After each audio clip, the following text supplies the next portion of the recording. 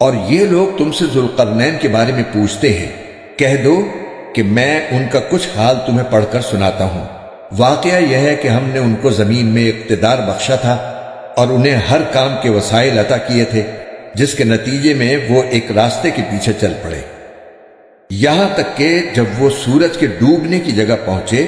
تو انہیں دکھائی دیا کہ وہ ایک دلدل جیسے سیاہ چشمے میں ڈوب رہا ہے، اور وہاں انہیں ایک قوم ملی۔ ہم نے ان سے کہا، اے ذوالقرنین، تمہارے پاس دو راستے ہیں، یا تو ان لوگوں کو سزا دو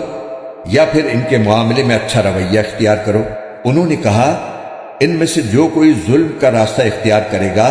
اسے تو ہم سزا دیں گے، پھر اسے اپنے رب کے پاس پہنچا دیا جائے گا اور وہ اسے سخت عذاب دے گا۔ البتہ جو کوئی ایمان لائے گا اور نیک عمل کرے گا تو وہ بدلے کے طور پر اچھے انجام کا مستحق ہوگا، اور ہم بھی اس کو اپنا حکم دیتے وقت آسانی کی بات کہیں گے۔ اس کے بعد وہ ایک اور راستے کے پیچھے چل پڑے، یہاں تک کہ جب وہ سورج کے طلوع ہونے کی جگہ پہنچے تو انہوں نے دیکھا کہ وہ ایک ایسی قوم پر طلوع ہو رہا ہے جسے ہم نے اس کی دھوپ سے بچنے کے لیے کوئی اوٹ مہیا نہیں کی تھی۔ واقعہ اسی طرح ہوا، اور ذوالقرنین کے پاس جو کچھ ساز و سامان تھا ہمیں اس کی پوری خبر تھی۔ اس کے بعد وہ ایک اور راستے کے پیچھے چل پڑے، یہاں تک کہ جب وہ دو پہاڑوں کے درمیان پہنچے تو انہیں ان پہاڑوں سے پہلے کچھ لوگ ملے جن کے بارے میں ایسا لگتا تھا کہ وہ کوئی بات نہیں سمجھتے۔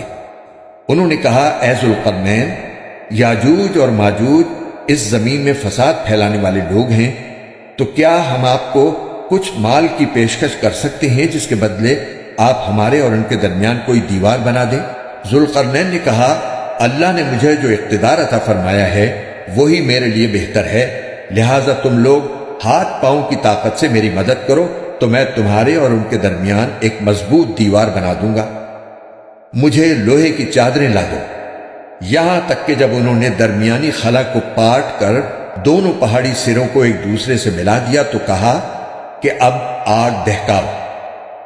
یہاں تک کہ جب اس دیوار کو لال انگارہ کر دیا تو کہا کہ پگھلا ہوا تانبا لاؤ، اب میں اس پر اونڈیلوں گا۔ چنانچہ وہ دیوار ایسی بن گئی کہ یاجوج ماجوج نہ اس پر چڑھنے کی طاقت رکھتے تھے اور نہ اس میں کوئی سوراخ بنا سکتے تھے۔ ذوالقرنین نے کہا، یہ میرے رب کی رحمت ہے کہ اس نے ایسی دیوار بنانے کی توفیق دی،